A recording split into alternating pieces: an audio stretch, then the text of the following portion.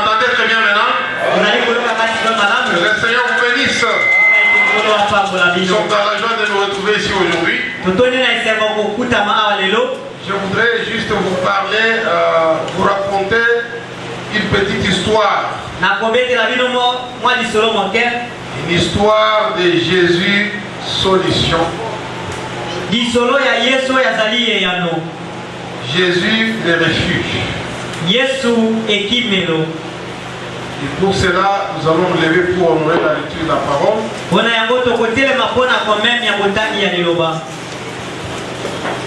Nous sommes dans Genèse, le livre de Genèse au chapitre 19. Commençons à partir du verset 14 jusqu'au verset 25 pour que vous puissiez bien comprendre l'histoire.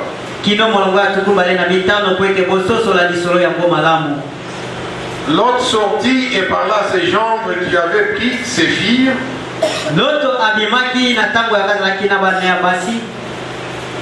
Levez-vous, dit-il, sortez de ces lieux car l'Éternel va détruire la ville.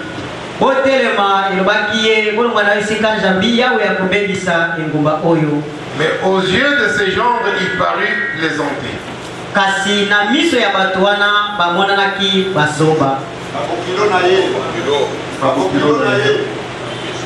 Dès l'aube du jour, les anges insistèrent auprès de l'autre en disant: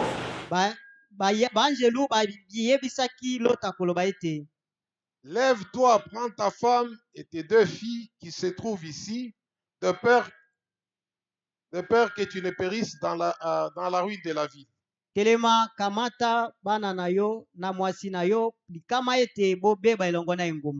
Comme il tardait, les hommes les saisirent par la main.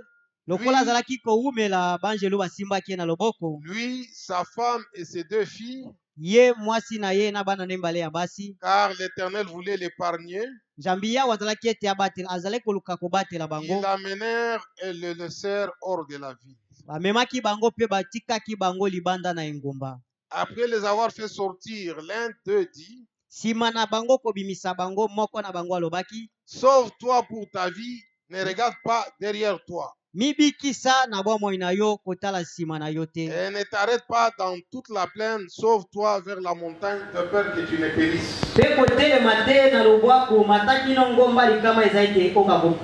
L'autre leur dit: oh non, Seigneur.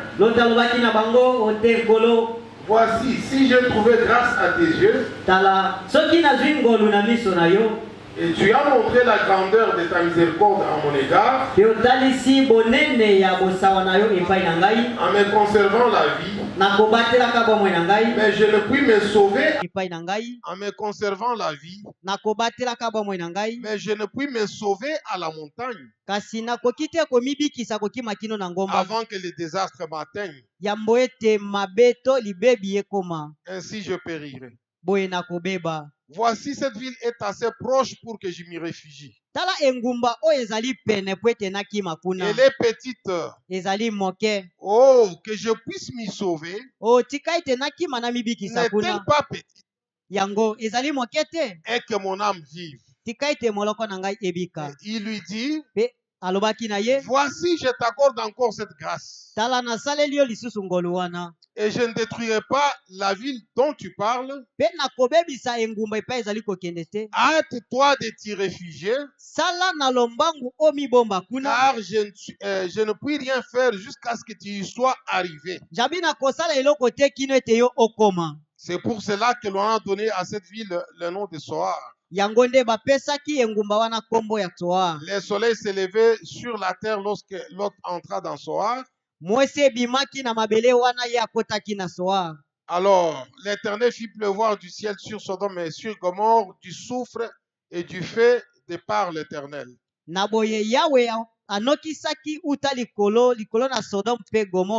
Il détruisit ces villes, toutes les plaines et tous les habitants des villes et les plaines de la terre.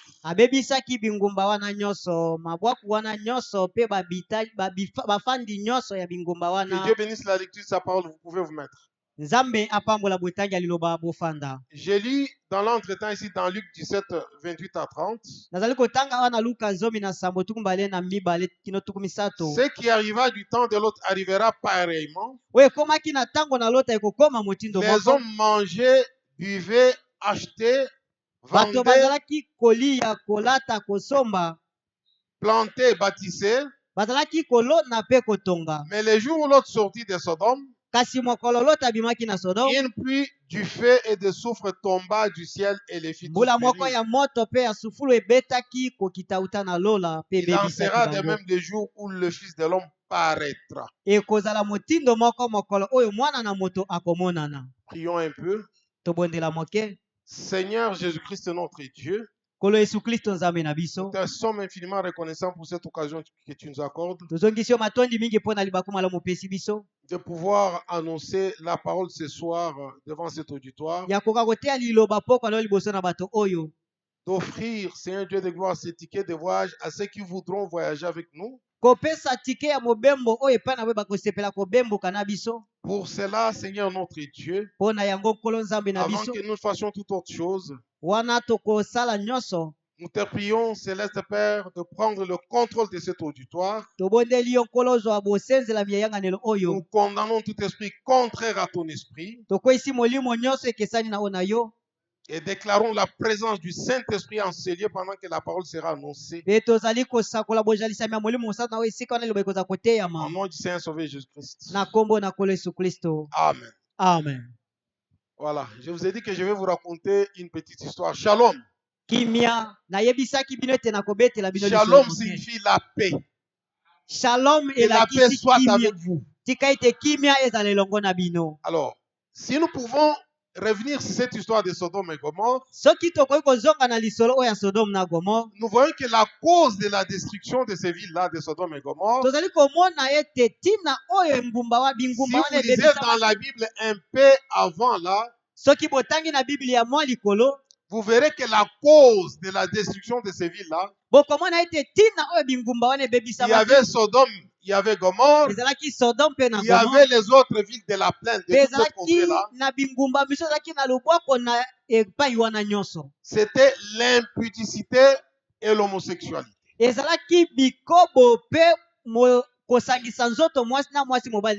Dans toutes ces villes-là, il y avait une impudicité telle qu'on ne l'avait jamais vécue à cette époque-là.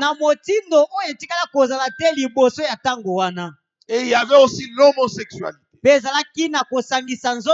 Le vice contre nature. Les hommes allant avec les hommes.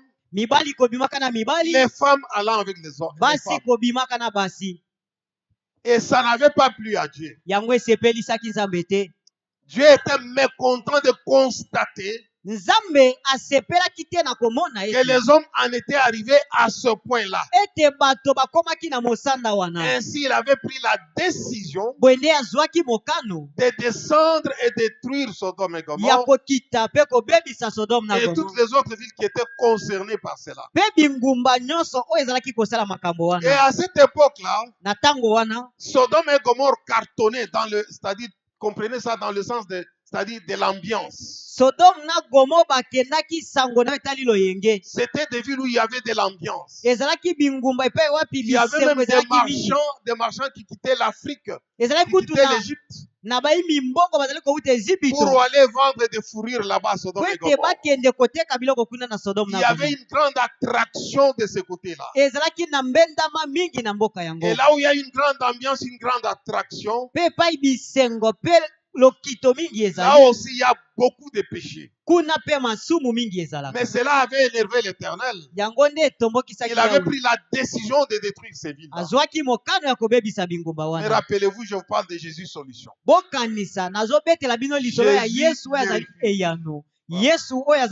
N'oubliez pas, c'est ça notre sujet. Alors suivez très bien mon histoire. Suivez très bien mon histoire. Alors, quand Dieu a pris cette décision, il est arrivé qu'Elohim a pris 2 anges avec lui pour l'accompagner dans cette mission. Mais avant d'aller détruire Sodome, il est passé d'abord chez Abraham. Abraham était dans les chaînes de Mamré. Il était dans les montagnes, dans le bois, où il attendait la promesse de Dieu. Il s'attendait à Dieu. Et l'autre qui était de l'autre côté à Sodome et Gomorrhe, c'était le neveu d'Abraham. Et quand Dieu est passé chez Abraham, il a parlé à Abraham sa décision d'aller détruire Sodome. Et Abraham a commencé à plaider en faveur de l'autre son neveu. Il a demandé à l'Éternel, vas-tu détruire cette ville-là s'il y a un juste dans cette ville-là? Il a commencé d'abord s'il y a 50 justes. Dieu a dit non, s'il y a 50, je ne détruirai pas. Il a commencé à descendre progressivement. Mais il voulait en arriver à l'autre. Et Dieu savait bien l'intention d'Abraham. Et Dieu lui a dit, non, je ne détruirai pas la ville à cause de ces justes-là. Pendant qu'il était resté avec Lot, avec Abraham, il a fait précéder les 2 anges qui l'accompagnaient. Lorsqu'ils sont arrivés à Sodome, personne ne voulait les recevoir. Au contraire, quand les gens de cette ville les ont vus, ils ont commencé à les convoiter, voulant avoir des rapports avec eux. Mais c'est l'autre seul qui les avait reçus. Et il les a enfermés dans sa maison. Alors les anges ont dit à Lot, nous allons te sortir d'ici, toi et tout ce qui t'appartient. Parce que Dieu va détruire cette ville. Et je vous ai lu tout ce qui s'est passé. Mais les gendres de Lot, qui n'avaient pas pris cet avertissement au sérieux, ils sont restés et ils ont péri là-bas. Mais la leçon que nous retenons ici, c'est quoi? Dieu ne détruit jamais une ville. Dieu ne punit jamais les méchants avec les justes. Et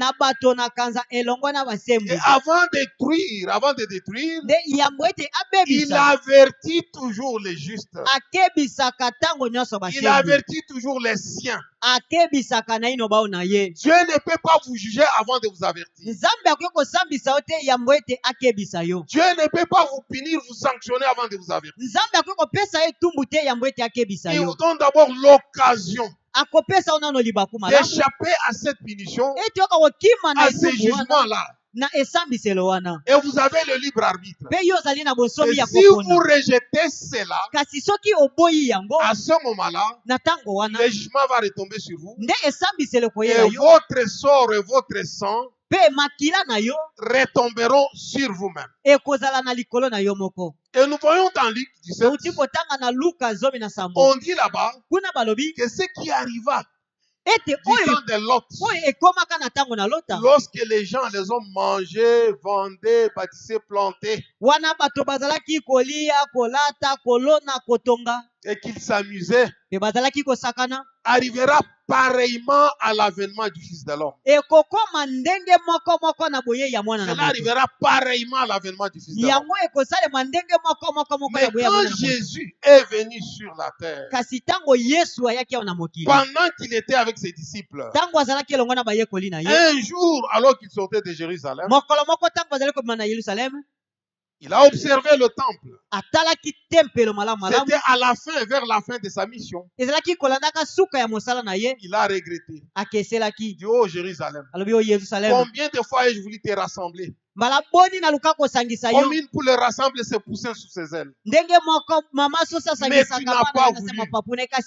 Voici le temps viendra où on va te dépouiller. Les gens viendront ici.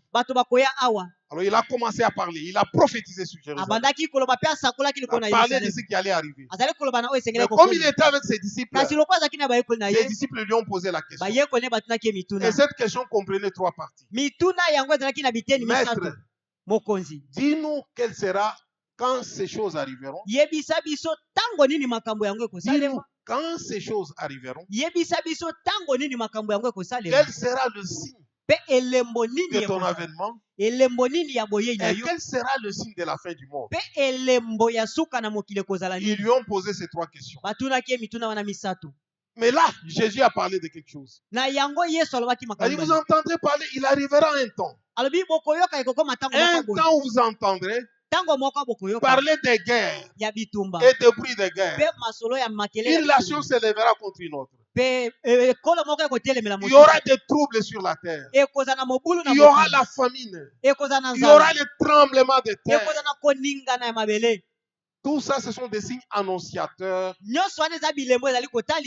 temps de la fin que Jésus avait donné comme un repère, comme une référence à ses disciples. Mais aujourd'hui, si vous regardez notre monde actuellement, si vous voyez très bien, les tableaux qui étaient dépeints dans Matthieu 24, tous les signes qui avaient été prédits là-bas sont en train de s'accomplir en ce temps. Nous avons des guerres, des nations qui s'élèvent contre d'autres. RDC contre Rwanda. Non, Russie contre Ukraine. C'est partout, il y a des tensions. Il y a des guerres et des bruits de guerre partout. Il y a la famine partout sur la terre. Il y a des maladies, des épidémies qui viennent, on n'a pas de produits. On n'a pas de médicaments pour guérir cela. Il y a des troubles, des tremblements de terre partout. On sent qu'on est à la fin. On sent qu'on est en cette période-là où les gens doivent tirer maintenant attention, redresser leur tête parce que le jugement est proche. Il y a une tempête qui approche. Et la tempête qui approche, ce n'est pas la tempête normale, non. Ce n'est pas la tempête naturelle du vent. Mais la tempête qui approche, c'est le jugement de Dieu qui pourra bientôt frapper ce monde. Mais avant que le jugement de Dieu frappe ce monde, Dieu vous donne l'occasion. Dieu envoie ses anges, ses messagers. Parce qu'un ange, c'est un messager. Il envoie ses messagers à avertir les justes. Faites attention ou sinon vous allez périr. Et alors, c'est ce message que nous allons vous annoncer ce soir. L'invitation que nous avons lancée ce soir, de venir entendre cet évangile, cette bonne nouvelle du royaume. Parce que Jésus avait dit que la bonne nouvelle du royaume sera prêchée partout au monde. Et puis viendra la fin. Alors, nous sommes à la fin de toutes choses. Quand nous voyons le monde aujourd'hui, là, à Sodome et Gomorrhe, c'était l'impudicité et l'homosexualité. Mais aujourd'hui, sur la terre, il y a plus pire que cela. Non seulement nous avons l'impudicité, non seulement nous avons l'homosexualité, mais aujourd'hui, les gens se marient avec les bêtes. Les gens se marient avec des arbres. Les gens font n'importe quoi. Les gens se marient avec eux-mêmes. Une femme qui prend son portrait qui va à la mairie pour être consacré en mariage avec son propre portrait. Elle se marie avec elle-même. Elle organise une réception, une fête. Et on fait tout, on actualise tout. Mariée à elle-même.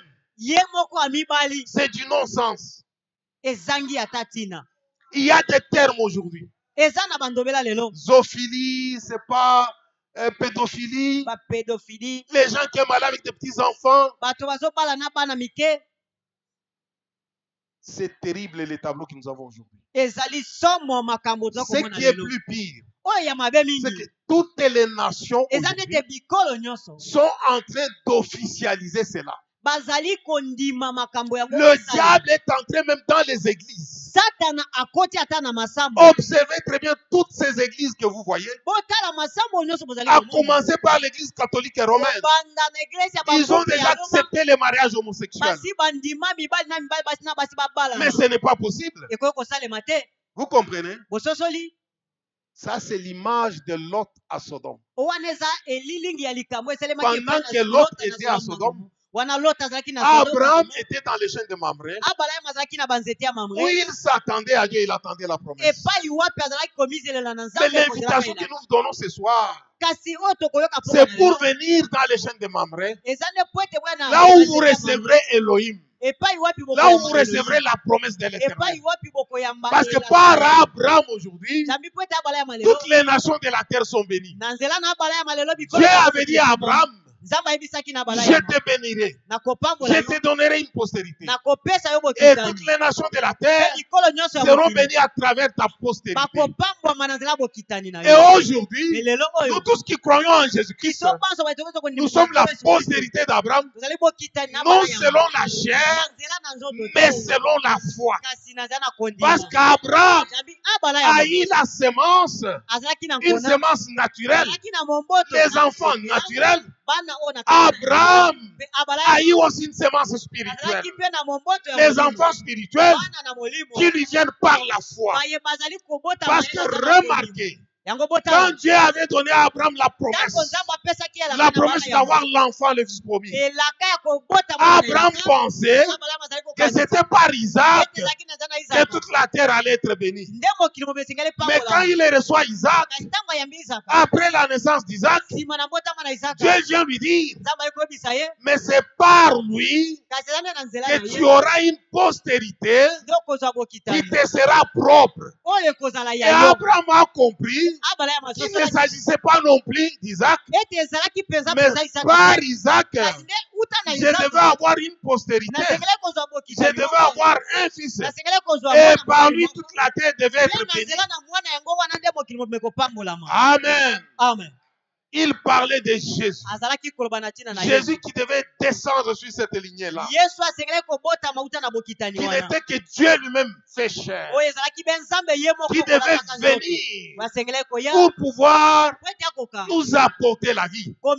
Car on dit, car Dieu a tant aimé le monde qu'il a donné son fils unique afin que quiconque croit en lui ne périsse pas, mais qu'il ait la vie éternelle. Et son fils unique, c'était qui?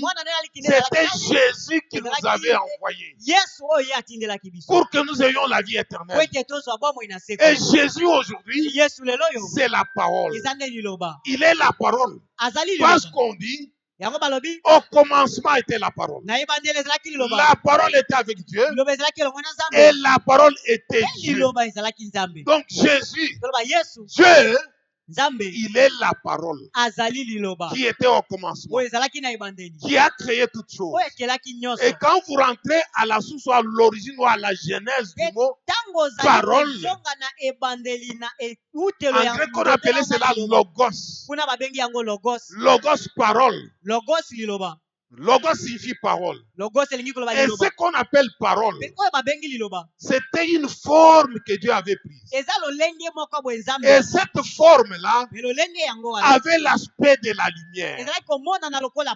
Il avait une forme lumière qu'on avait appelé le logos, qu'on avait appelé la parole.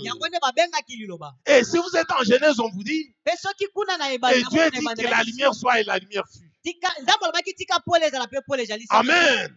Et quand Dieu est sorti d'Élohim, il s'est changé. Il a pris la forme qui lui permettait de se révéler aux humains et de commencer à créer. À ce moment-là, il a commencé à créer. C'est là qu'on dit, au commencement était la parole. La parole était avec Dieu. La parole était Dieu. En elle, toutes choses ont été créées. Toutes choses ont été créées par la parole. Amen. Et cette parole, c'est Jésus qui était venu. Qui était venu pour nous ramener à la vie éternelle. Pour nous ramener à ce que nos ancêtres avaient perdu au jardin d'Éden. Mais revenons à notre tableau du temps de la fin. Ce qui se passe de nos jours est inconcevable. Et il n'y a pas que ça comme signe. Oui, parce que quand vous allez dans Timothée, Paul disait à Timothée, que sache que dans les derniers jours, les gens seront rebelles à leurs parents, les enfants. Les gens seront ingrats, intempérants, irréligieux, calomniateurs, ennemis des gens de bien, aimant le plaisir plus que Dieu. Qu'on dise aujourd'hui que Kofi va chanter dans cette salle, vous verrez les gens remplis jusque là au boulevard. Il n'y aura même pas de place pour que le véhicule passe ici. Juste pour venir contempler quelqu'un qui est en train d'amuser, de danser, et par cette danse-là, il vous entraîne dans le péché. Quelqu'un qui vous entraîne en enfer. Un agent du diable. Les gens aiment beaucoup le plaisir. Qu'on dise qu'il y a un match de football, tout le monde va fuir pour aller regarder le football. S'il n'a pas le billet, il va même grimper les gradins ou grimper le mur pour entrer et contempler ce match. Qu'on dise que ce match se joue quelque part, tout le monde sera derrière la télévision pour regarder ce plaisir-là, aimant le plaisir plus que Dieu. C'est une caractéristique du temps de la fin. Cela montre que nous sommes au temps de la fin. Ce monde tend vers la fin. Le monde aujourd'hui présente le visage d'un tissu qui est déchiqueté, qui est déchiré, qui est déjà en lambeaux. Parce que l'homme aujourd'hui, il a perdu l'essence de l'humanisme. L'homme aujourd'hui, il est pire. L'homme qui ne connaît pas Dieu, il est pire qu'un animal. Comment voulez-vous que quelqu'un se lève? Il prend son arme, il sort sur la route, il voit quelqu'un passer, il dégaine, paf, il tire sur lui. Qu'est-ce qu'il lui a fait? Rien. Mais pour lui, il trouve que c'est normal. Donc, le monde aujourd'hui est dans une folie terrible. Les tableaux que nous avons aujourd'hui annoncent une catastrophe terrible. Et si du temps de Sodome et Gomorrhe, 2 péchés seulement avaient suffi pour amener Dieu à descendre et détruire ce vide. Mais que dire d'aujourd'hui? Aujourd'hui, où le monde est pourri, le monde est corrompu, que dirons-nous de ce monde? Il ne reste aucune solution pour ce monde. Aucune autre solution. L'unique solution qui reste, c'est la venue du Seigneur. Jésus-Christ est la solution au problème de ce monde. Regardez ce qui se passe. Vous sortez de chez vous. Vous êtes en route, vous êtes au volant. Mais quelqu'un vient. Vous voulez entrer sur la route. Il est à distance. Il klaxonne. Il criait. Il veut que tu attendes. Il accélère vite pour qu'il vienne passer devant vous. Et dès qu'il passe devant vous, il s'arrête à 3 mètres. Vous vous demandez, vous dites, tout ça, c'était pour ça. Ce monsieur m'a dérangé. Juste pour venir s'arrêter ici. Donc, il était déjà arrivé là où il allait. Mais quand vous regardez, c'est-à-dire le monde est sous pression. La pression augmente. Et cette pression-là est créée par le péché. La pression que les gens aujourd'hui annoncent, cette agitation-là, annonce l'imminence d'un jugement. Naturellement, vous pouvez le comprendre. Quand vous regardez un animal dans ce milieu naturel, il agit par instinct. Dès qu'il y a un danger quelque part, vous allez voir qu'il va commencer à bouger.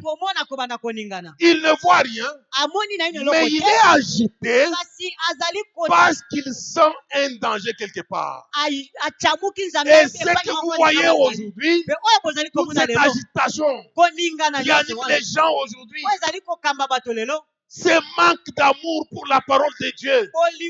On supplie les gens pour venir recevoir la parole. Vous invitez les gens pour la vie éternelle, ils ne veulent pas. Tout ça, ça annonce l'imminence d'un jugement. Ouvrez grandement les yeux pour comprendre à quelle époque nous vivons et savoir que le jugement est proche à la porte. Je vais vous lire quelque chose ici. J'ai voulu quelque part ici. Dans une prédication là du prophète, à toi de te sauver là. Paragraphe 22, il dit ceci. Le monde est arrivé à sa fin. Il dit ceci. Le monde est arrivé à sa fin. Il n'y a aucun espoir pour le monde en dehors de la venue du Seigneur. C'est l'unique espoir. Vous pouvez placer un Eisenhower. Eisenhower, c'était l'ancien président des États-Unis à l'époque. Oui, parce que les États-Unis dominent le monde. Et lui, il est américain. Vous pouvez placer un Eisenhower dans chaque comté, mais l'Amérique continuera toujours à se vautrer dans le péché. Il parlait de sa nation. Dans un homme qui fuit là, donc un homme qui fuit loin de la face de l'Éternel. Paragraphe 80, il dit ceci. Allons de l'avant. Nous devons le faire. Nous devons nous y mettre. Partout où nous allons. Et annoncer le message. Et dire aux gens que Jésus-Christ revient. Qu'il est Dieu. Et qu'il revient bientôt. Il ne reste aucun espoir, aucun autre espoir pour le monde, si ce n'est la venue du Seigneur. Amen. Est-ce que vous pouvez dire amen à cela? Amen. Dans les lieux d'adoration que Dieu a pourvu. Paragraphe 24, il dit ceci. Il dit bon, il y a un lieu qu'il a choisi où il rencontre les enfants qu'il adore. Et il ne devait offrir des sacrifices en aucun autre endroit qu'en ces lieux-là. Tout autre lieu, ça ne marcherait pas. Il avait un lieu précis où il les rencontrait. Et il n'y avait qu'un seul lieu où il rencontrait l'adorateur. Et s'il en est donc ainsi, nous ferions mieux d'être vraiment attentifs afin que nous trouvions ces lieux. Suivez. Il dit, je pense qu'il nous appartient vraiment à nous qui savons que nous nous approchons de la mort, que nous vivons dans une race qui se meurt, que nous vivons dans un âge qui se meurt, que nous vivons dans une nation qui se meurt, sous l'étendard de la mort. Il dit, et ce monde doit bientôt arriver à sa fin. Il n'en a plus pour longtemps. Le monde est profondément plongé dans le péché. Il n'y a plus d'espoir. Plus d'espoir pour le monde. Il est au-delà de tout espoir. Il est au-delà. Je crois que le Saint-Esprit est en train de glaner dans les champs, prenant ici un là-bas, car l'heure est très avancée. L'évangile a été prêché à toutes les nations.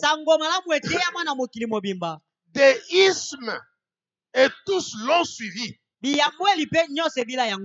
Mais l'évangile est allé de l'avant malgré tout. Il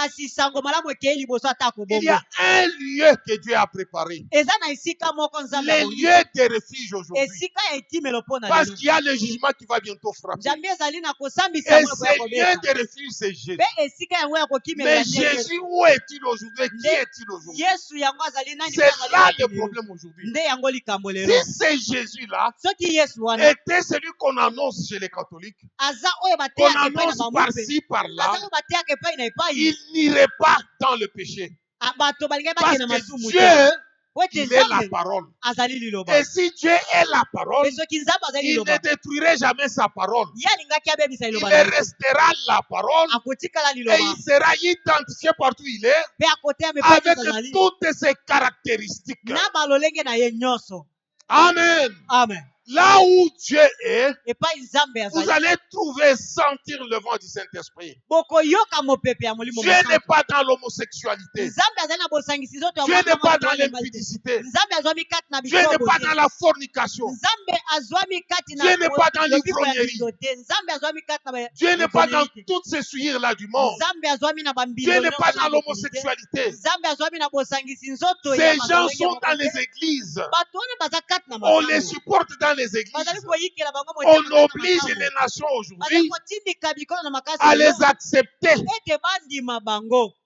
Si vous ne les acceptez pas, vous serez soumis à une punition. Une punition des grandes nations qui contrôlent le monde. On va vous priver des aides et tout. Et aujourd'hui, dans notre pays en RDC, ils sont déjà ici. Ils sont en train de réclamer leurs droits. Et ils se sont même donné un nom, on les a donné un nom. Si c'est LGBT ou LGBT ou quelque chose comme ça. Ils existent. Cela a été institutionnalisé. Notre ministre de la Justice actuelle a parlé contre cela. Il s'est soulevé contre cela quand il a entendu parler. Mais quelques temps après, on a senti qu'il voulait se rétracter. Vous sentez qu'il y a une pression quelque part. Une grande pression qui est capable de faire disparaître des gens. Si vous ne vous soumettez pas à ce qui est dit.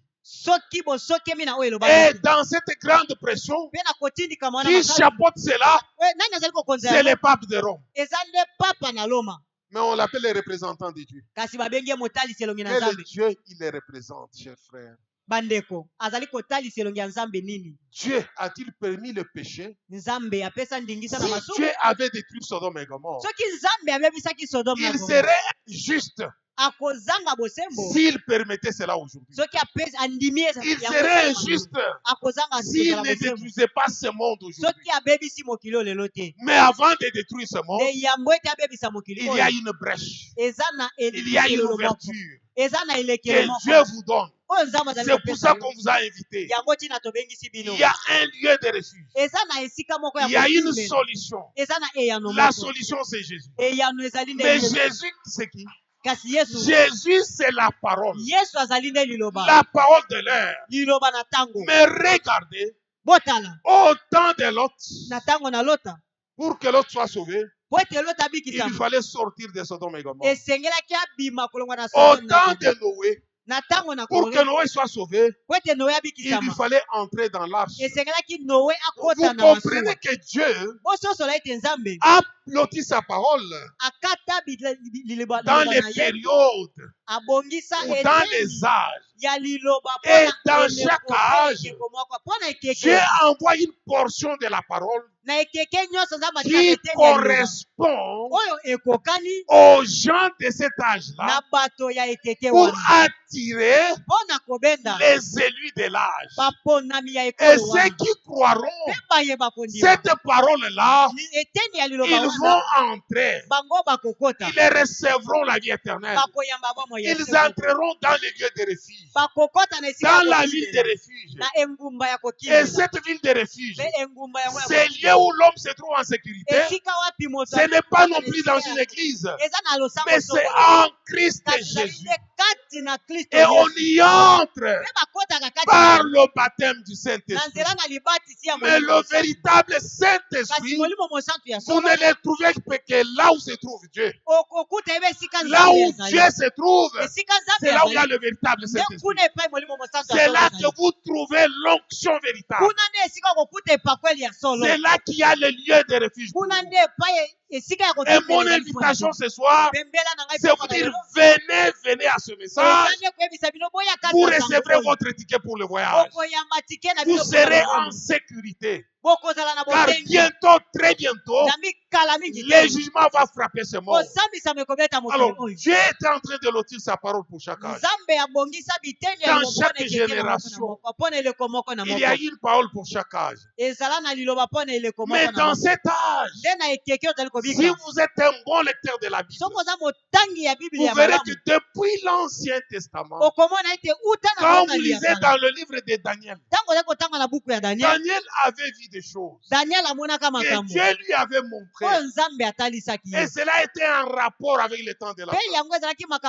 Comment nous comprenons, ou comment nous avons compris que ces choses qui étaient dites dans Daniel étaient en rapport avec le temps de la fin?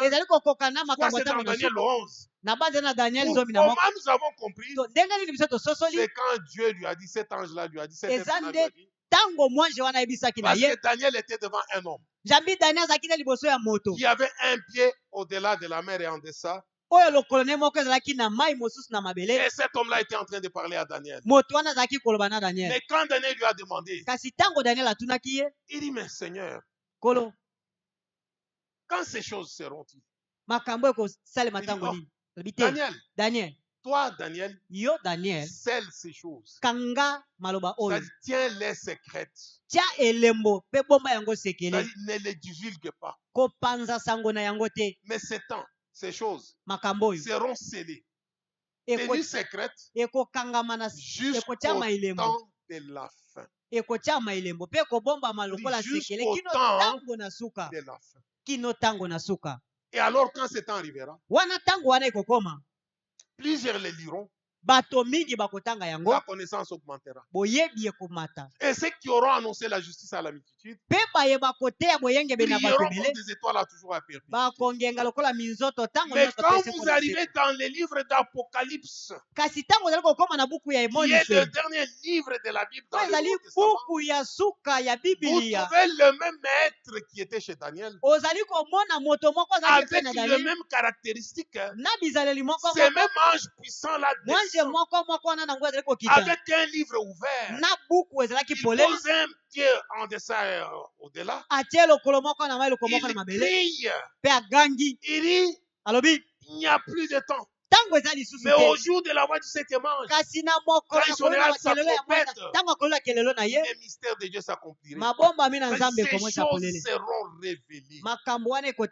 Ces choses devaient être tenues secrètes et révélées au temps de la fin. Mais nous voyons que nous sommes au temps de la fin.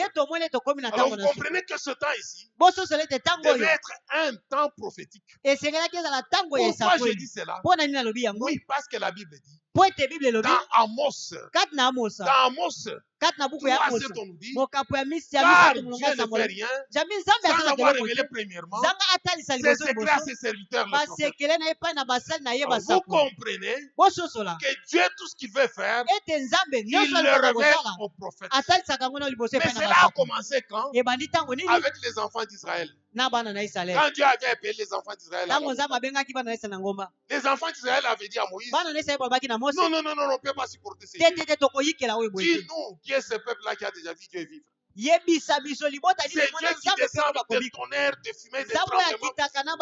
Qu'il te parle, toi, et toi tu viendras nous parler. Et Dieu avait dit à Moïse, j'accepte ce que le peuple demande. Et désormais, quand j'aurai quelque chose à dire, je les placerai en toi. Dans le prophète, je les placerai en toi. Alors eux aussi vont les donner de l'autre côté au peuple.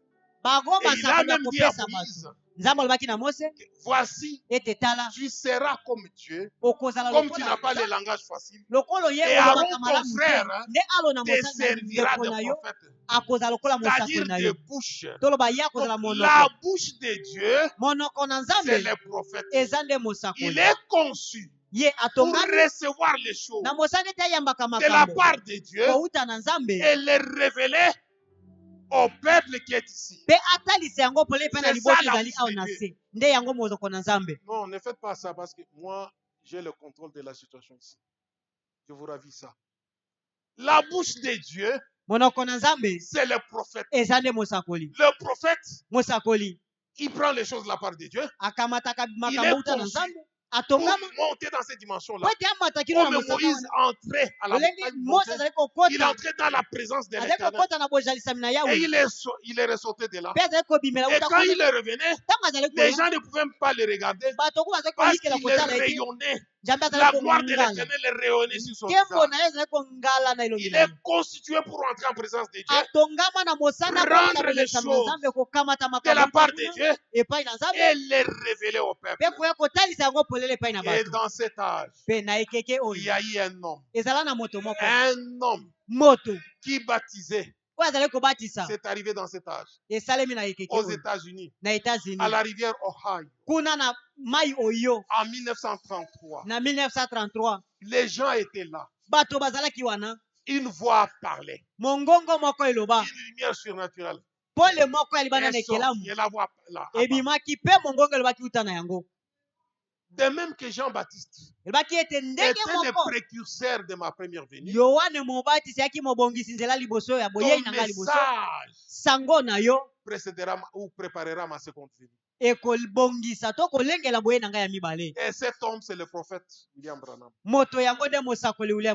Et cet homme, quand il a prêché, aujourd'hui, si vous remarquez très bien, il s'agit de l'église catholique, des églises de réveil, n'importe où, pour avoir du succès aujourd'hui, pour bien pénétrer la Bible aujourd'hui, il se ressource dans le message de William Branham. C'est ce qui confirme qu'il est réellement le prophète de cette génération. Et alors nous vous disons aujourd'hui que nous vous lançons l'invitation, non pas pour croire l'homme ou pour adorer l'homme. Non, croire l'homme peut-être lui faire confiance en tant que prophète. On ne vous demande pas d'adorer l'homme. Nous, on n'adore pas William Branham. Le Dieu de William Branham, c'était le Seigneur Jésus-Christ. Et notre Dieu, c'est le Seigneur Jésus-Christ. Et vous avez connu Baruti, n'est-ce pas? Son Dieu, c'était le Seigneur Jésus-Christ. Il vient de mourir. Il est mort avec le nom de Jésus-Christ. C'est le Dieu que nous vous présentons aujourd'hui. Si vous voulez avoir du succès aujourd'hui, si vous voulez prospérer aujourd'hui, si vous voulez réussir aujourd'hui, si vous voulez être sauvé aujourd'hui, si vous voulez le bonheur aujourd'hui, si vous voulez la véritable paix aujourd'hui, si vous voulez la vie éternelle aujourd'hui, croyez ce message.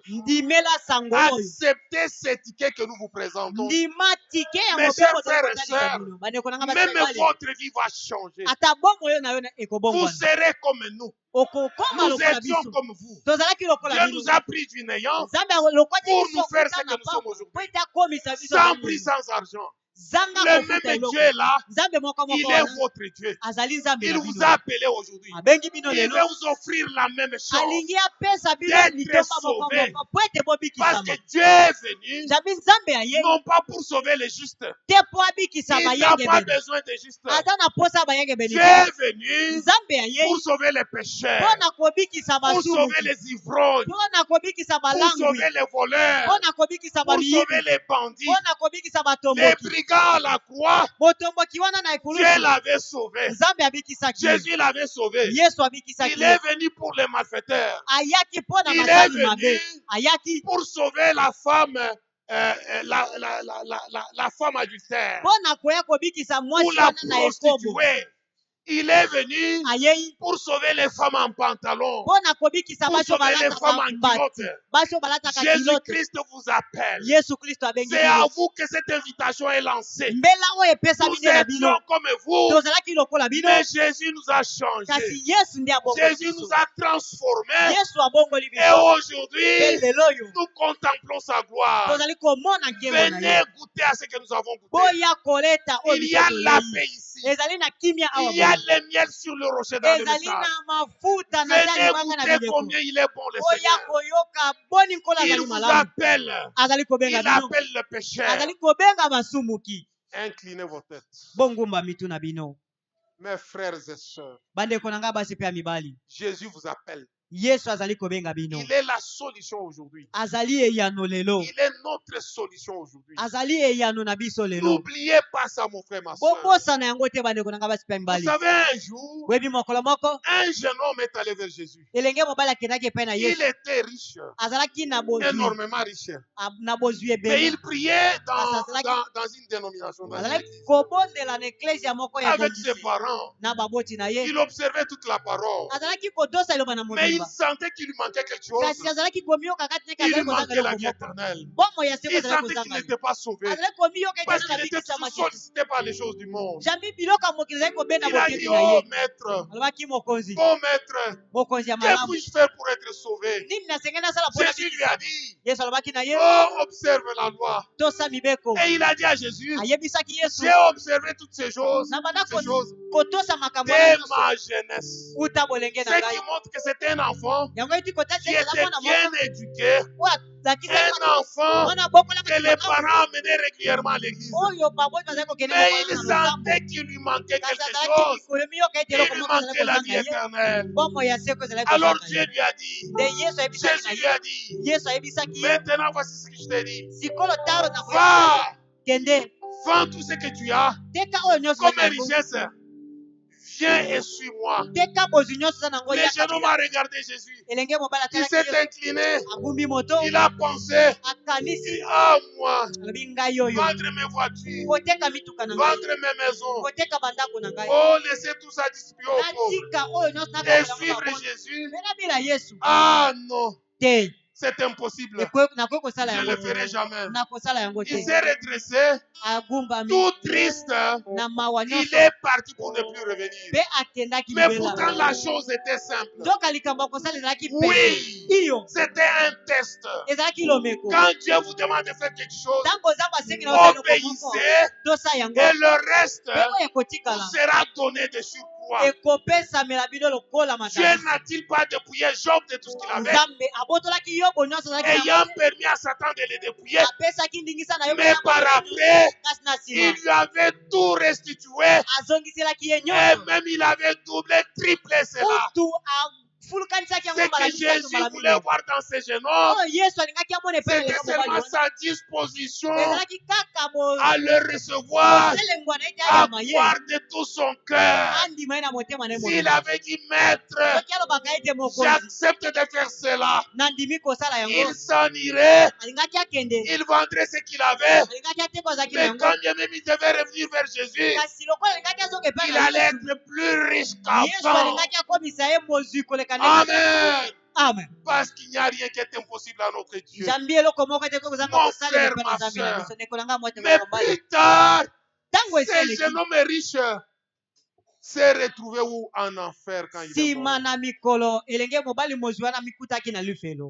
Vous savez l'histoire. Vous Vous lisez la Bible, peut-être on vous a raconté cela. Il commençait même à dire, oh Seigneur, permets que je puisse aller avertir mes frères qui sont restés.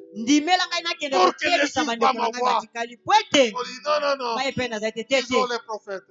Oh Seigneur, envoie même Lazare. Il dit non. Quand on est ici, on ne revient jamais. On ne rentre jamais là-bas. C'est déjà fini. Votre voyage sur la terre est déjà terminé. Mon frère, ma soeur, Jésus-Christ vous appelle. Je demande pendant que vous avez vos têtes inclinées. Qui veulent accepter Jésus aujourd'hui comme leur sauveur personnel pour le suivre dans ce message, qu'il vienne et qu'il passe ici devant. Nous allons prier pour eux. C'est une invitation qu'on vous lance. Mon frère, toi qui as levé la main, que Dieu te bénisse. Dieu vous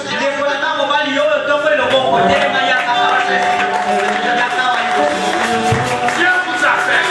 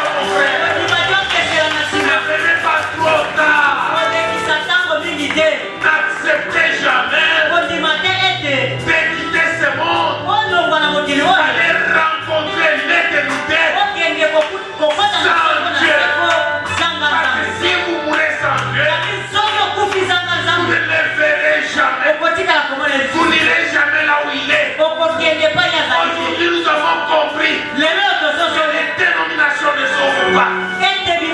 Parce que c'est la religion. La religion ne sauve pas. Mais ce qui sauve, c'est la parole de Dieu. C'est Jésus-Christ, c'est la parole. Jésus-Christ, c'est la parole. Il est la parole de l'air. Il est ce message que Dieu nous a envoyé. Quand il a parlé à son serviteur, voici ton message préparera à ce conduire. Oh mon frère, ma soeur, si vous voulez participer à l'enlèvement de l'église, parce que ce qu'on dit du Seigneur, c'est l'enlèvement de l'église. Vous enlevez. Oui, il y aura l'enlèvement. Voilà, on parle dans Corinthiens. Il parle de l'enlèvement. Nous tous qui serons restés vivants. Oui, ils seront changés. Nous ne mourrons pas tous. En éclair d'air. Nous serons changés. Nous allierons à la rencontre du Seigneur. Dans les airs. Consolez-vous les uns les autres. Par cette parole. Mon frère, ma soeur. Jésus-Christ t'appelle. Toi qui as ici ton cœur. Je sais qu'il y a des gens qui ne veulent pas venir. Je sais qu'il y a des gens qui ne veulent pas venir. La voix qui te dit de ne pas venir. Parce que présentement il y a deux voix. Une voix qui dit va. Et une autre qui te dit ne va pas. Toi qui refuses de venir. Toi qui refuses de venir. C'est le diable qui te demande de ne plus venir. Il t'a envoyé à la mort. Parce que tu ne sais pas ce qui t'attend. Même si tu es en pantalon, une femme en pantalon, viens ici. Même si tu es Kuluna, viens ici.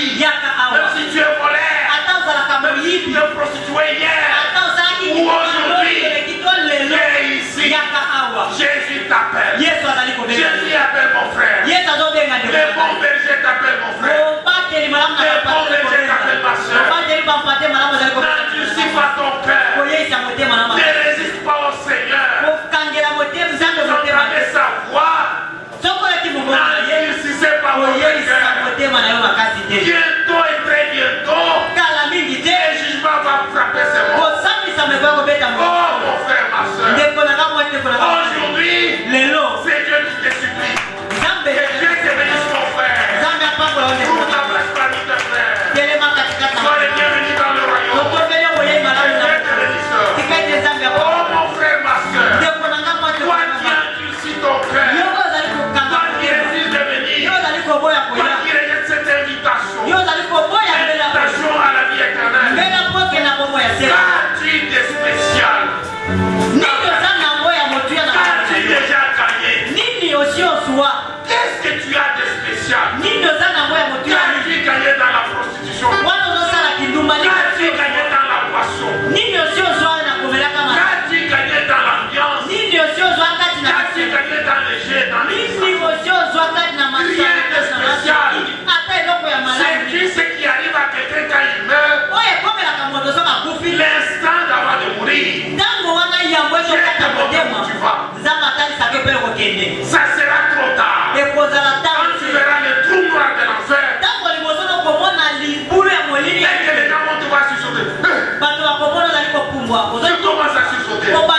Or, à ce moment-là, le livre, mon livre, est déjà fermé. Le livre de tes actes est déjà fermé. Parce que c'est le moment pour toi de partir. C'est maintenant que Dieu t'appelle que Dieu peut venir. Mon frère, ma soeur, enlève ce cœur de pierre. Mon frère, Jésus-Christ t'appelle. Enlève ce cœur de pierre. Que le diable ne te trompe pas. Que le diable n'endurcisse pas ton cœur. Mon frère, ma soeur, tu vas le regretter un jour. Ça peut être la dernière fois pour toi. Ça peut être la dernière fois.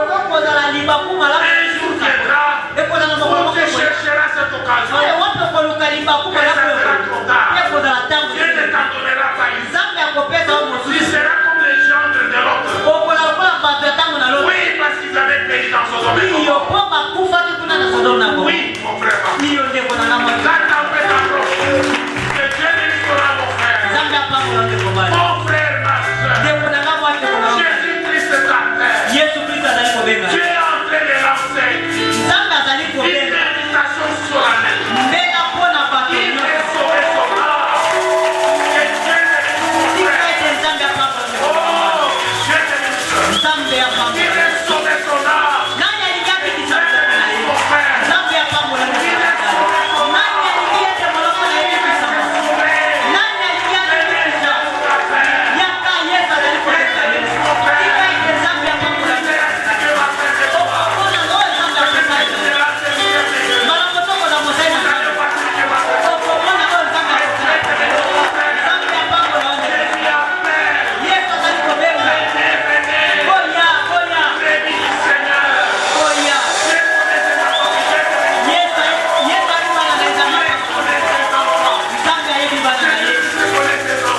sauvé son âme. Il est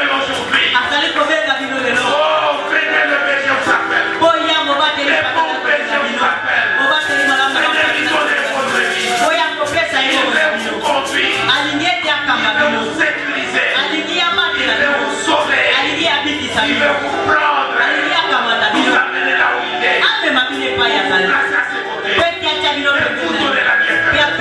Oh, j'ai envie de plaider.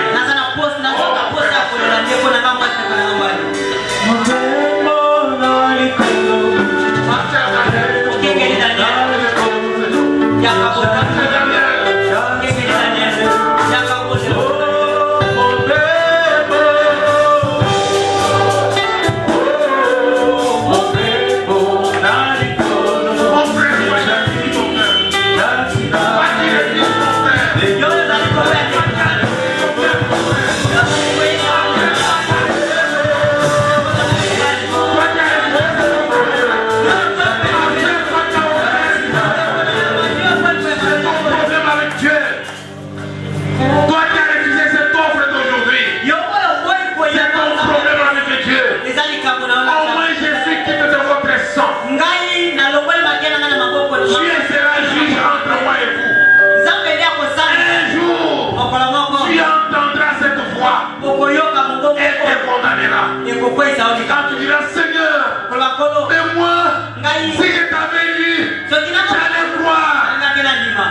vas seulement repasser cette bande. Tu entendras cette voix. Et tu vas pleurer. Mais tes larmes ne suffiront pas pour te sauver. Ça sera trop tard. Nous clôturons l'appel à l'honneur. Révérend, prie pour ces hommes.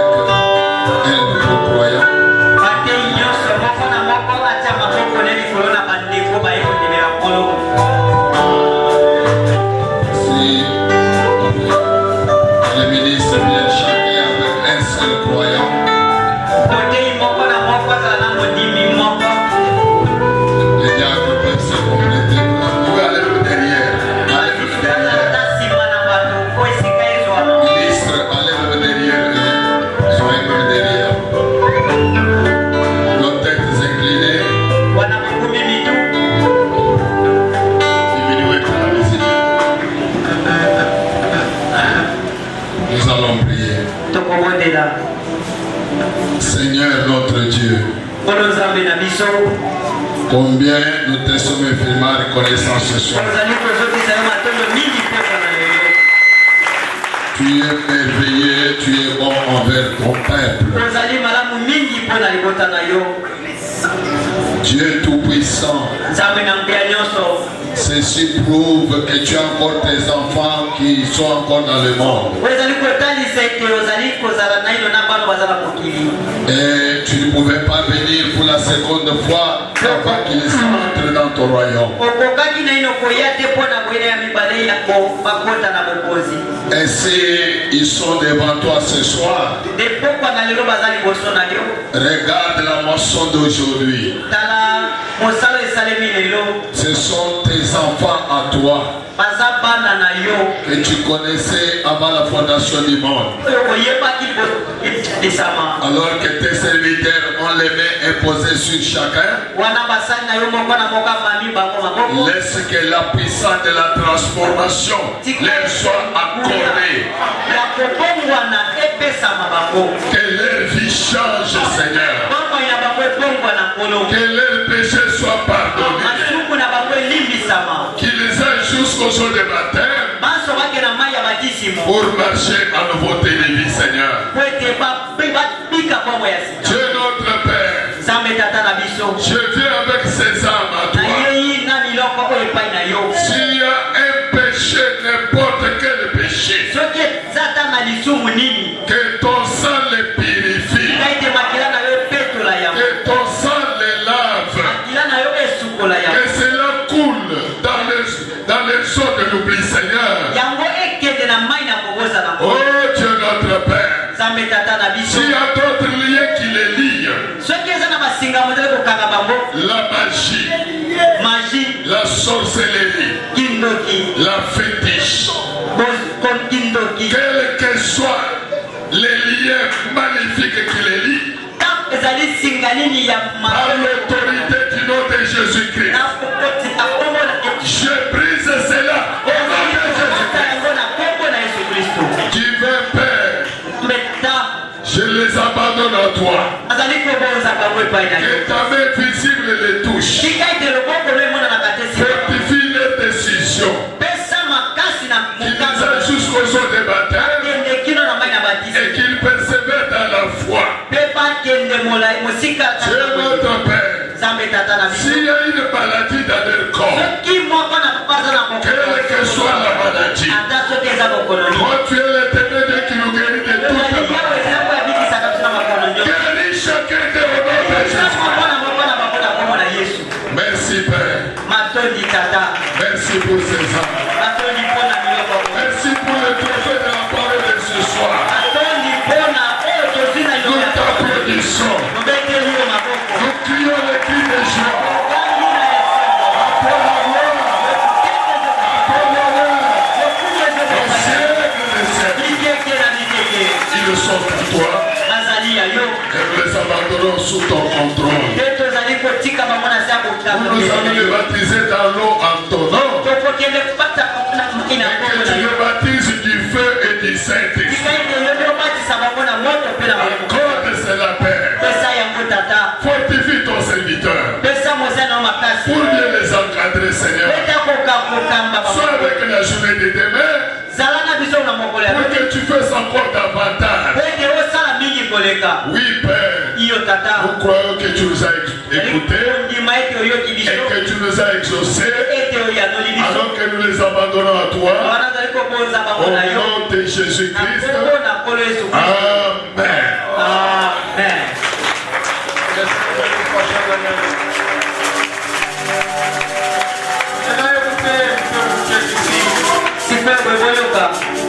Après avoir entendu ces paroles, on leur a dit, soyez baptisés au nom de Jésus-Christ. Vous recevrez le don du Saint-Esprit. C'est pour vous, pour vos enfants, pour ceux qui sont là, les enfants que le Seigneur nous fait. Il y a une commission chargée du baptême. Le véhicule est là. Le baptistère est juste quelque part ici. Dans le véhicule, il y a les autres, il y a les amis des champs. Je vais vous dire une chose. Ne résistez pas à cet appel. Je connais quelqu'un qui avait reçu cette occasion. Il avait rejeté. Au lieu de se faire baptiser, il a remis cela un autre jour. Avant ce jour-là, il est mort entre les jambes d'une femme. Vous voyez, perdu. Il a rejeté l'offre. Et il était le grand frère à un ami encore. Il avait accepté. Il avait accepté. Et pour se faire baptiser, il a demandé 2 jours. Le lendemain, il a dit je vais prendre le dernier verre. Après son dernier verre, il a amené sa concubine. Je vais faire le dernier coup. Le dernier péché. Pour enterrer ma vie de prostituée.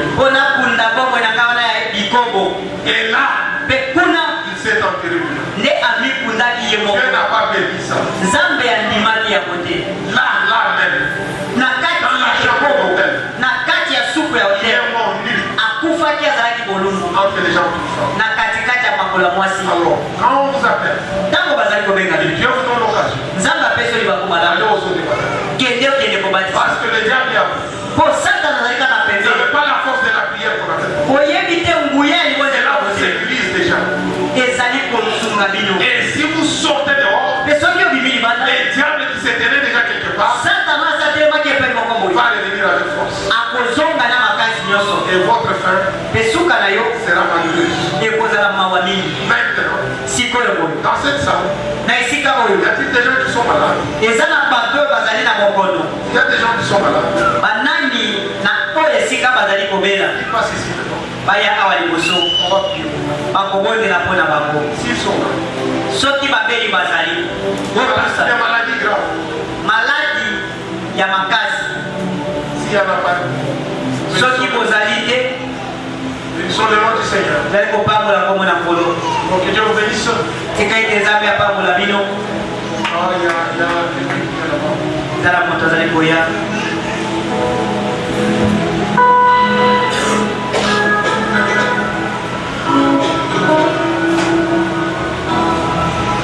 Pasteur Paulin, pasteur Martin, je vais prier pour cette soeur.